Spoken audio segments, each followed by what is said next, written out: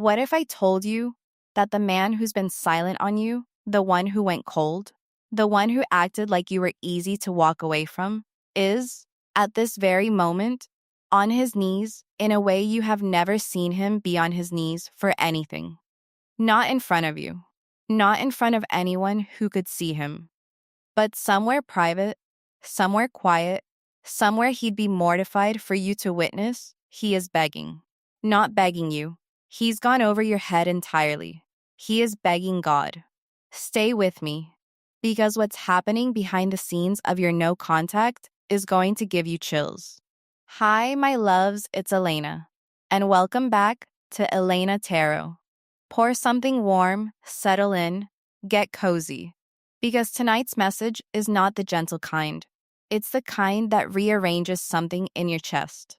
So let me tell you why I'm even doing this reading tonight. Because there's a real reason, and it's a little personal. A few years back, long before I ever read a single card for anyone but myself, I went no contact with someone.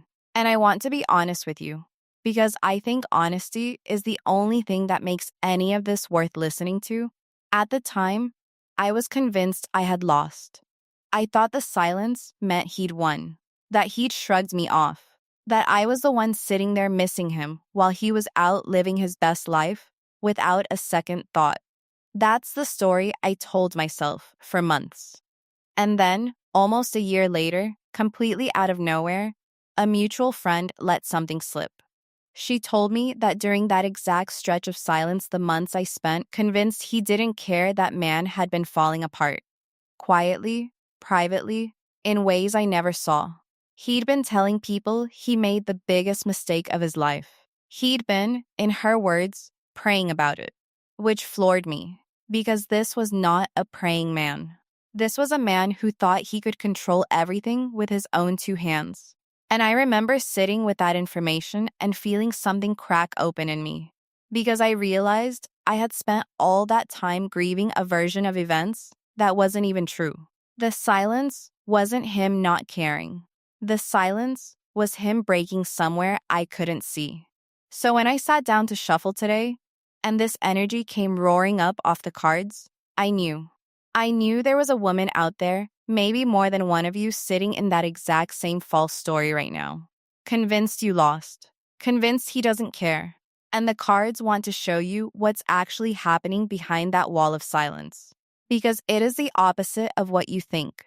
Let me pull from his heart space. Let's see how he's really feeling, how he's really viewing you, and what he's been doing in the dark where he thought no one was watching.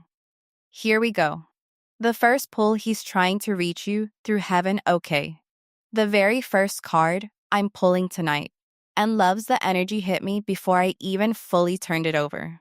The card is the Eight of Wands, and the words that dropped into my mind, clear as anything, were, he's trying to come back, but the door isn't his to open. Let me sit with that, because it's the whole thread of tonight's message. There is a masculine in your field right now who is actively, intensely trying to find his way back to you. The Eight of Wands is movement, momentum, things flying through the air toward a target, and that target is you. He's in motion. He wants you. He misses your presence, your energy, the specific feeling of being near you that he didn't appreciate until it was gone. That part you might have suspected. But here's what's going to surprise you. He is not trying to come back to you directly. That's what's so striking about this. A man this determined, you'd expect him to just reach out, send the text, show up, make the call. But he's not doing that, and not because he doesn't want to. It's because, on some level he can barely articulate, he understands that the path back to you is blocked. And it's not blocked by anything in the physical world. There's no distance, no logistics, no other person standing in the way. The block is spiritual. I keep getting this image of him trying to get to you and hitting a wall he can't see but absolutely feels. And so instead of coming at you head on, he's going around, he's going up. He's taking this to a higher authority. Because some part of him knows that you are protected in a way that means he can't just stroll back in on his own terms anymore. Whatever happened between you, It stopped being ordinary relationship business a while ago.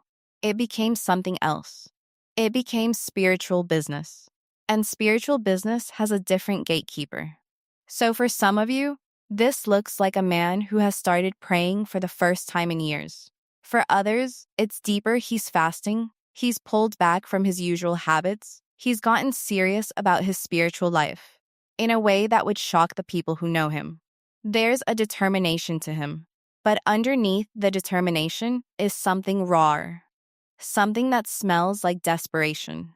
He needs to get back to you, and he's realizing that wanting it isn't enough. He has to earn his way back through a door he can't open himself.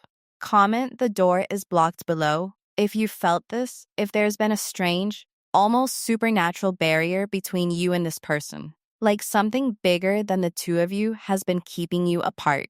Because, I promise you, you're not imagining it. And I want to add something here that I think is going to reframe this whole no contact for you, because it's a perspective most people never consider. We tend to assume that if someone really wanted us, they'd just show up, right? That's the romantic logic we've all absorbed. If he wanted to, he would. And in the ordinary 3D world, that's often true. But the Eight of Wands paired with the spiritual barrier energy is teaching you something more nuanced. Sometimes a person genuinely cannot show up the way they want to because they're being held back, not by you, not by circumstance, but by the divine itself, on purpose. Because if your masculine were allowed to come barreling back in right now, in his old state, with his old patterns, with that contract still in his pocket, he would simply recreate the exact cycle that broke you both before. So the barrier isn't a punishment, it's a protection. It's the universe saying, not like this, not the old you. You don't get back in until you're rebuilt. So when you feel that wall between you, I don't want you to read it as rejection or as distance that means he doesn't care. Read it as construction. There's renovation happening on the other side of that wall, and the wall is up precisely because something worth waiting for is being built behind it.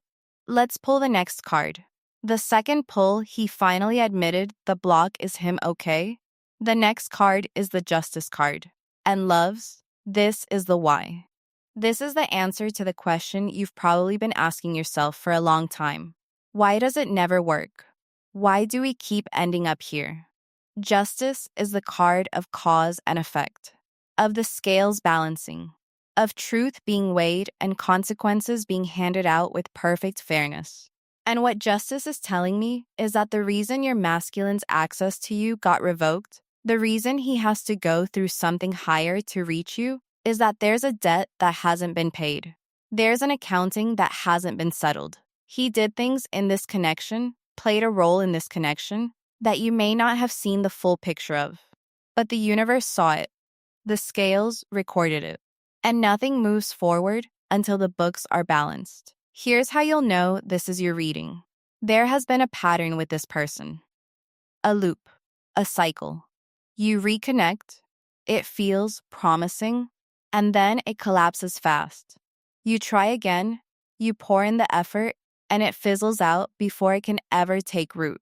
Stop and go, over and over, like the connection is built on sand and keeps washing away, no matter how hard you both try to build on it. And I want you to hear something important. That wasn't random. That wasn't bad luck.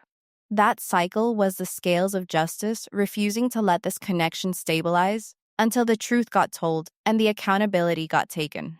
And that's what's finally happening. Justice came out to tell you that your person has reached the point at long last of admitting that he is the reason. Not you. Not the timing. Not the circumstances he probably blamed for years. Him, he looked at the wreckage of every failed restart, and he finally, genuinely understood. I am the common denominator. I am the thing that keeps breaking this. And I have to be real with you. Divine Feminine, that admission did not come easily for this man. This is someone who is not used to being wrong, or at least, not used to admitting it. So for him to get to a place of genuine accountability, something had to break him down first. Something had to humble him to the floor. The justice card doesn't show up for people who get off easy. It shows up when the bill finally comes due and there's no more avoiding it. So here's what I want you to prepare for. Because justice is also the card of truth coming to light, there's a real chance that the things you've always wondered about, the things that never quite added up, the parts of the story your spirit always whispered were incomplete, those things are about to surface. Just as your person is confessing to the divine, he may be building toward a confession to you. If you've ever set the intention to finally know the truth about this person, the scales are tipping in the direction of you getting your answer. And I want to share something from my own life here, because it ties directly into this card. Remember that person I told you about at the start, the one I went no contact with? The one I thought had shrugged me off? When the truth finally came out about how he'd actually been falling apart, it didn't come as some grand romantic confession. It came in pieces. It came through things he'd said to other people that eventually drifted back to me. And what struck me most, looking back, was how long it took. Months and months. Because here's the thing about the justice card, and the accountability it demands it, does not run on our timeline. We want the truth now. We want the apology now. We want the reckoning to be quick and clean and immediate. But justice takes exactly as long as it needs to take for the lesson to actually be learned, not just performed. A rushed accountability is a fake accountability. So if you've been frustrated that this is taking so long, if you've been wondering why the truth hasn't come out yet, why he hasn't owned it yet, why the cycle hasn't broken yet, I want you to consider that the length of this no contact is not a sign that nothing is happening. It's a sign that something real is happening. Real transformation is slow. Real accountability is uncomfortable enough that people drag their feet getting to it. The longer this has taken, the more likely it is that what's being built on the other side is genuine rather than just a smooth talking attempt to get back in the door. Let's pull the next card. The third pull, the contract he wanted you to sign without writing okay. The next card is the Two of Cups, reversed. And this one is layered, so I need you to really track with me here. Because it reveals something about how this man loves that you have to understand. The Two of Cups, upright, is the card of mutual love, two people meeting as equals, raising their cups together, choosing each other with open hands. But it came out reversed for your person. And reversed Two of Cups is love that's out of balance. Love with an asterisk. Love that has conditions buried in the fine print. And here's the dual energy that's making my head spin a little. Because it's so contradictory and yet so real. On one hand, this man genuinely sees you as his life partner. I'm not softening that. He doesn't see you as a phase, a fling, a placeholder. He sees you as the person, the forever, the one he'd risk everything for. That part is sincere. But on the other hand, he's hidden what that title actually costs. Because in his mind, being his life partner came with an invisible contract attached, and he wanted you to sign it without ever reading the terms. Let me tell you what's in that contract, because the universe is exposing it to you tonight. The terms were this: because you're my life partner, you stay. No matter what, whether I'm showing up as my best self or my worst self, whether I'm growing or self-destructing, whether I'm treating you right or treating you carelessly. You signed up to be permanent, so you stay permanent, regardless of how I behave. That was the deal he believed you'd silently agreed to. That your loyalty was unconditional in a way that conveniently let him off the hook for his behavior. And here's the thing, divine feminine, that's why you're no contact. That's why the connection kept collapsing. Because your soul never actually signed that contract. Your spirit read the fine print, even when your heart wanted to ignore it, and it resisted. Some part of you refused to agree to be someone's permanent fixture, while they treated permanence as a license to give less. And that resistance, that holy, self-respecting refusal, is exactly what God is now holding up like a mirror to your person's face. Because here's what's happening to him behind the scenes. God is showing him the contract. God is making him read his own fine print. And for the first time, he's seeing it for what it is, not love, but a one-sided arrangement that demanded everything from you and required nothing of him. And it's landing. It's hitting him that the way he loved you, the way he framed forever, was never fair to you. He loved you, yes, but that love came with a price tag he never let you see until now.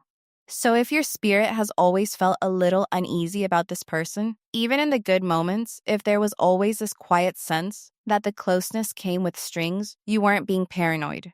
You were reading a contract that was real. And now it's being torn up.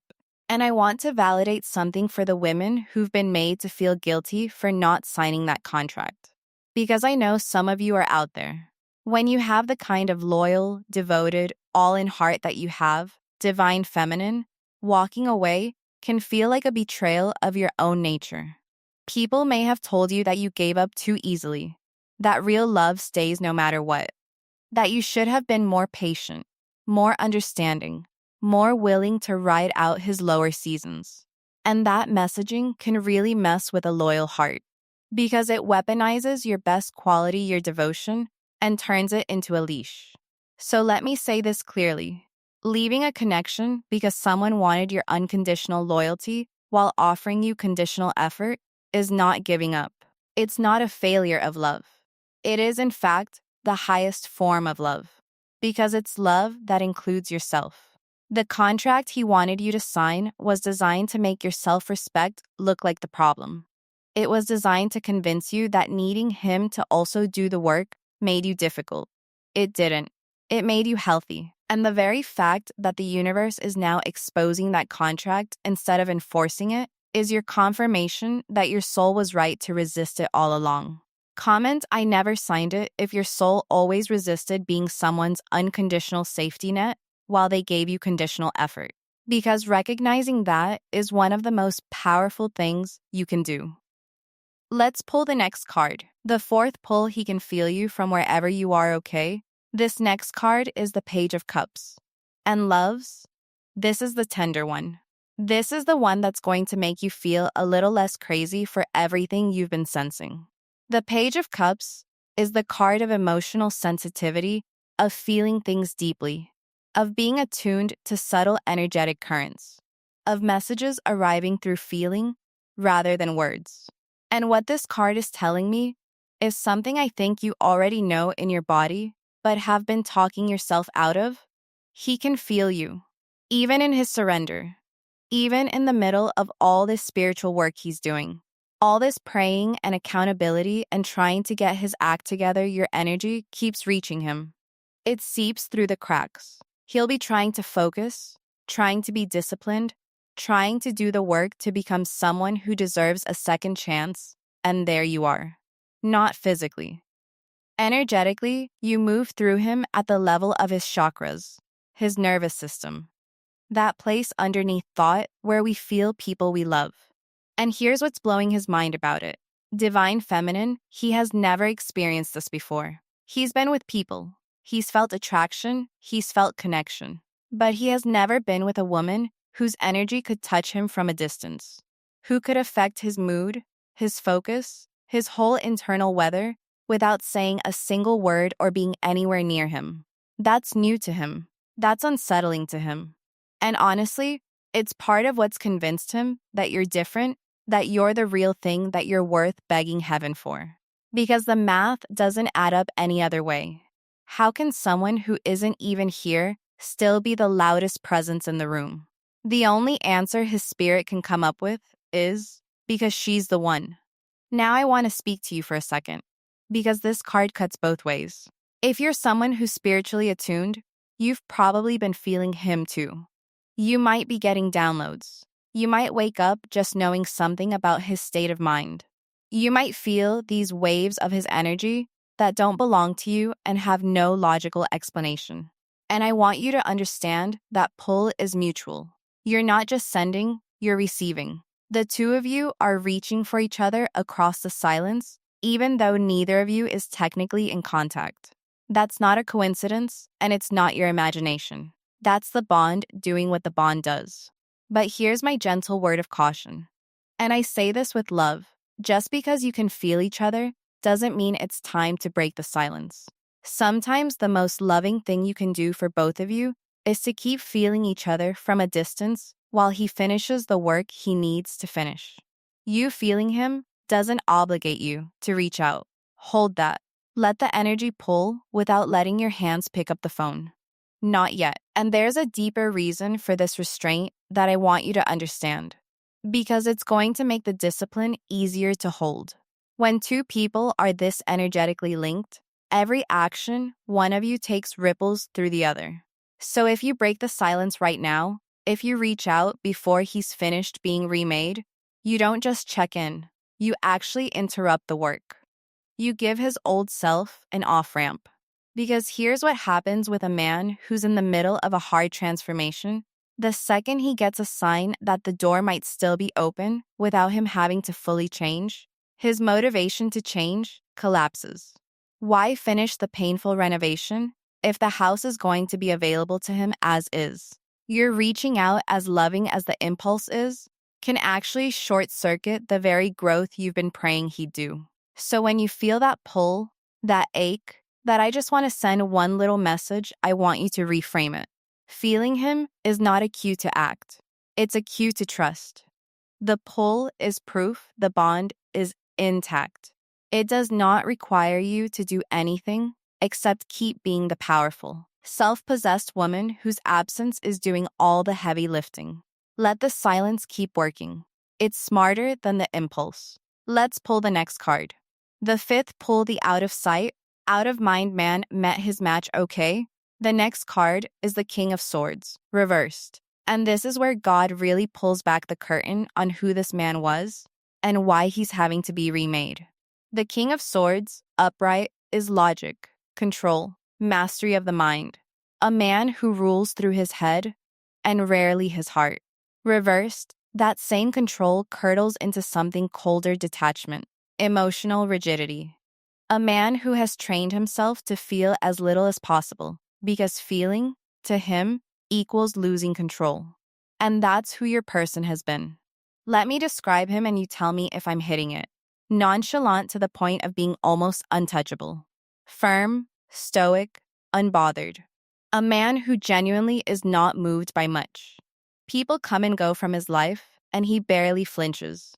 His whole operating system has been out of sight, out of mind if something isn't directly in his face, demanding his attention, affecting his bottom line. Then it simply ceases to register for him. He's probably handled connections this way his whole life. Lean back, stay detached, let people fade when they're not convenient, and never ever let anyone see him need something. And that system worked for him for a long time. Until you. Because here's what God is showing him, and it's blowing the whole operating system apart. Out of sight. Out of mind doesn't work on you. You went out of sight and you did not leave his mind. You went silent and you got louder in his head. The one strategy he's relied on his entire life to protect himself from feeling too much distance completely backfired with you.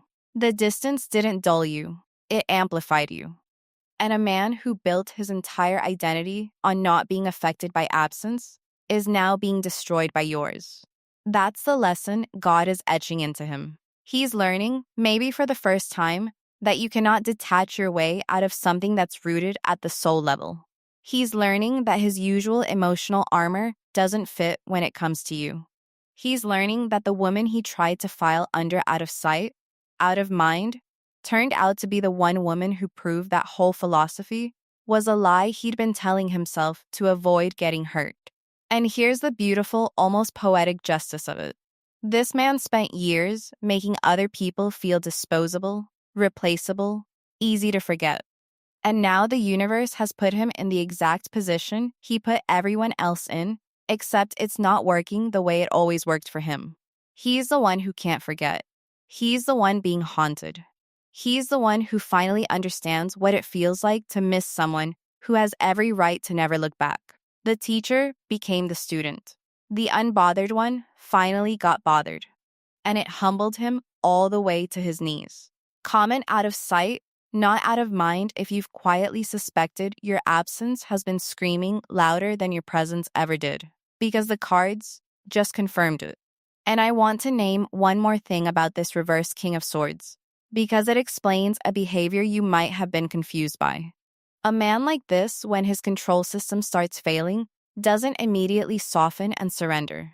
His first instinct is to grip harder, to double down on the detachment, to try to outstubborn his own feelings. So for a stretch of this no contact, your person probably went colder, not warmer. He may have looked, from the outside, like he was completely fine, even thriving, even unbothered, even moving on. And I know how much that can wreck you when you're on the other side of it, because you're sitting there feeling everything, and he looks like he's feeling nothing. But understand what you were actually witnessing. That performance of being unbothered was not the truth. It was the King of Swords fighting the truth. The harder he performed, I don't care, the more it actually meant I'm terrified of how much I care, and I'm trying to crush it with willpower. Cold detachment, in a man like this, isn't the absence of feeling. It's the defense against feeling. So if there was a phase where he seemed completely over it, please don't take that as a final word. That was the resistance phase. That was the system trying to reboot itself the old way before it finally crashed for good and forced him to his knees. The performance of fine was the last gasp of the man he used to be. Let's pull our final card. The final pull, please. Talk to me like you still love me, okay? The last card I'm pulling tonight is the Knight of Cups. And loves, this is the softest, most vulnerable card he could possibly hand you, and it told me one phrase so clearly that I have to give it to you exactly, please. When you talk to me again, talk to me like you still love me.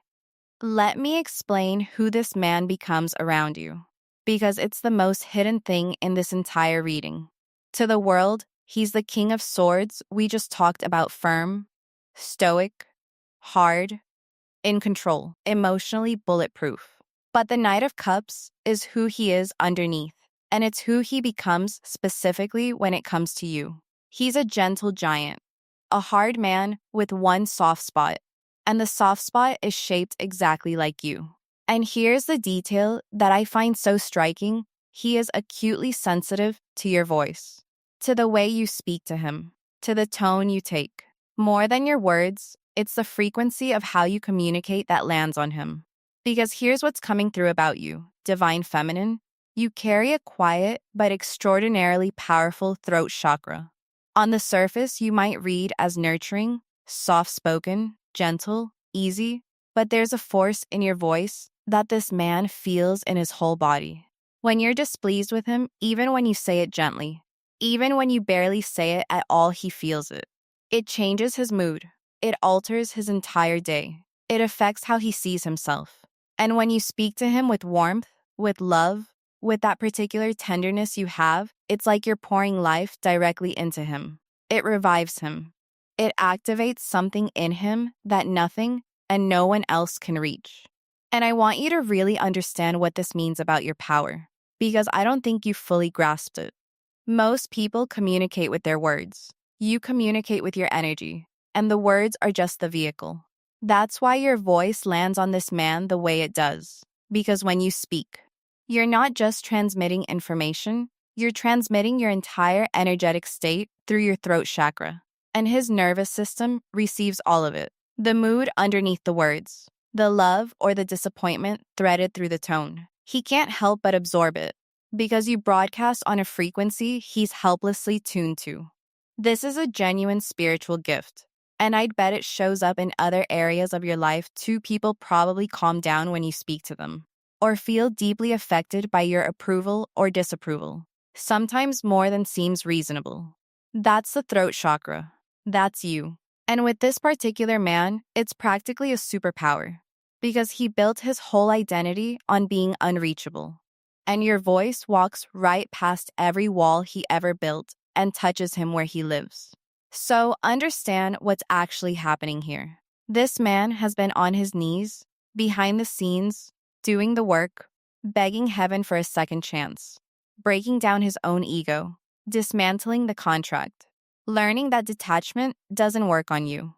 And what he's terrified of, what he would never ever say out loud, is that when he finally does get his chance to come back to you, you'll meet him with the same coldness he taught the rest of the world to expect from him. He's scared you'll have hardened. He's scared the warmth in your voice will be gone. And so his higher self is reaching out tonight, through these cards, to whisper the thing his pride will never let him say to your face. When we finally talk again, please don't talk to me like a stranger.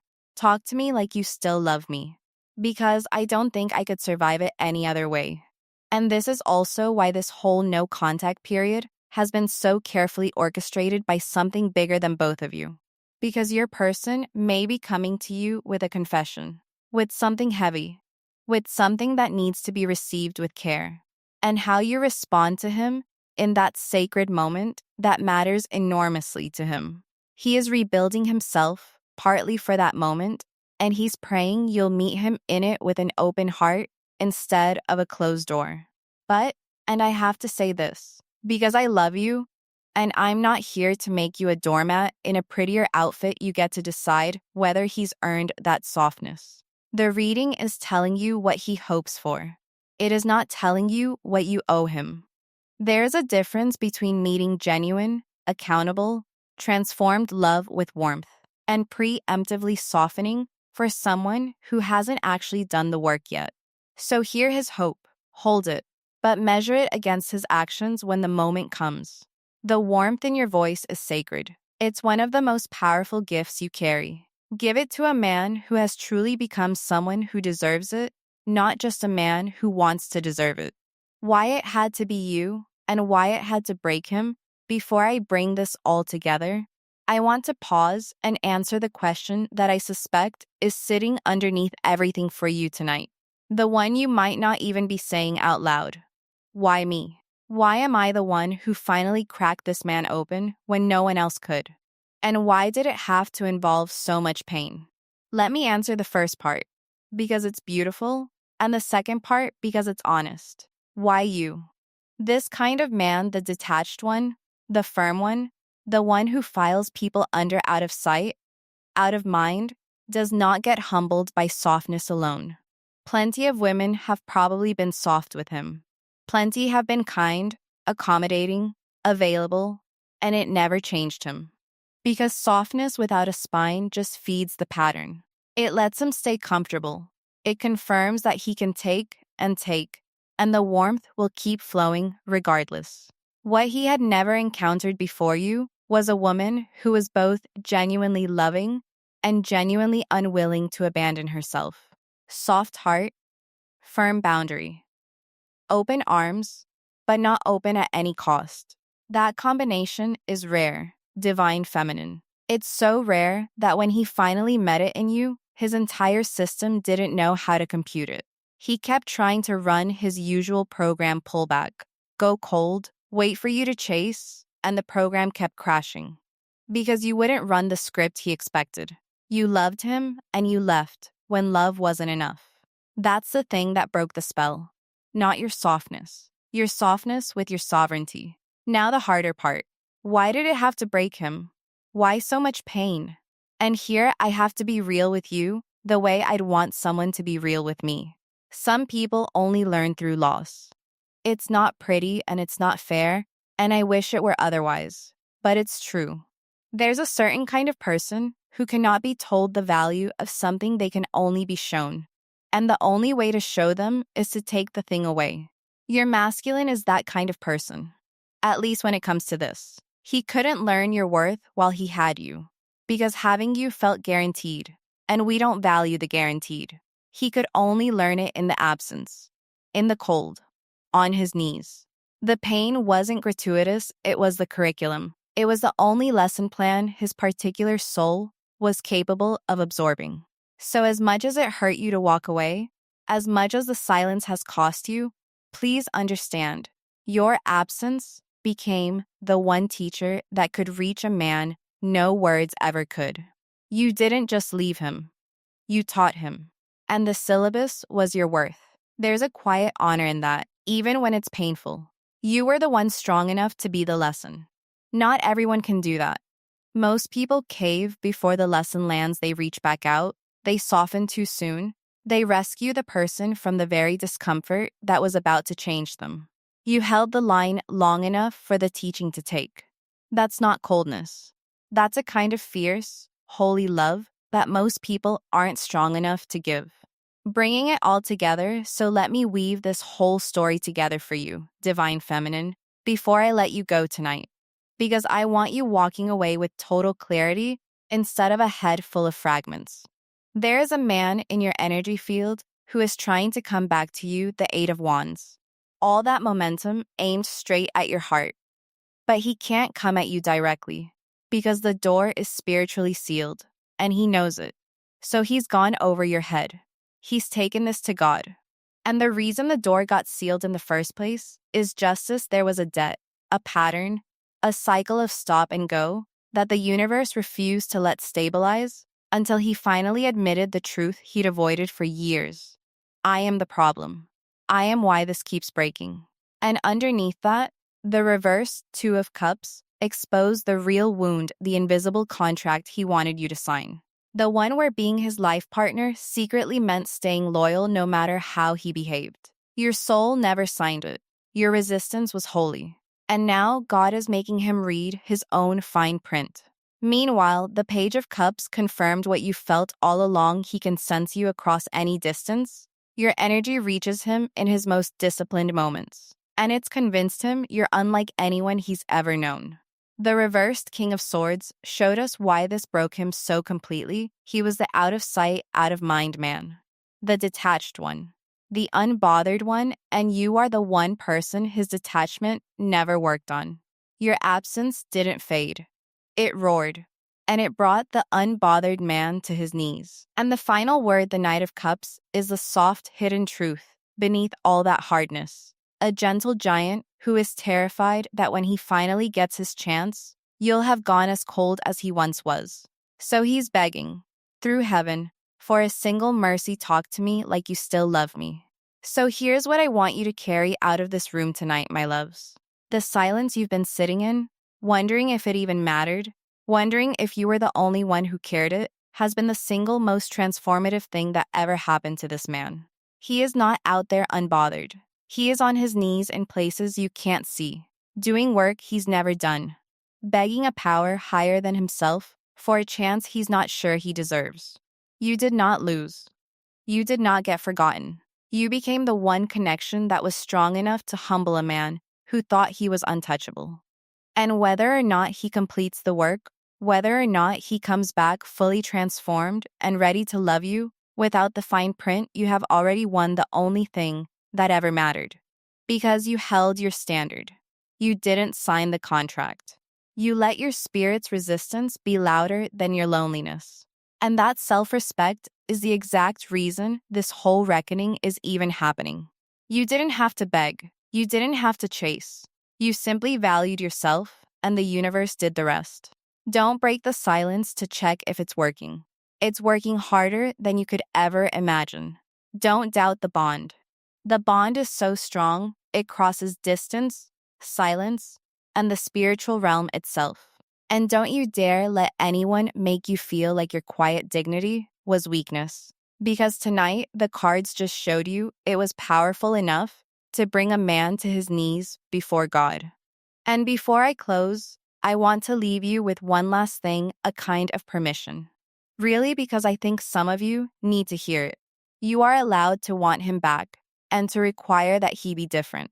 Those two things are not in conflict, even though they can feel like it. You can love this man, you can hope he completes his transformation, you can ache for the day the silence breaks, and you can hold firm that you will not accept the old version of him back into your life under the old terms. Wanting reconciliation does not mean lowering your standard. In fact, the highest form of love you can offer this man is to refuse to accept anything less than the person he's becoming. If you take back the unchanged version, you don't just betray yourself, you rob him of the very growth your absence inspired.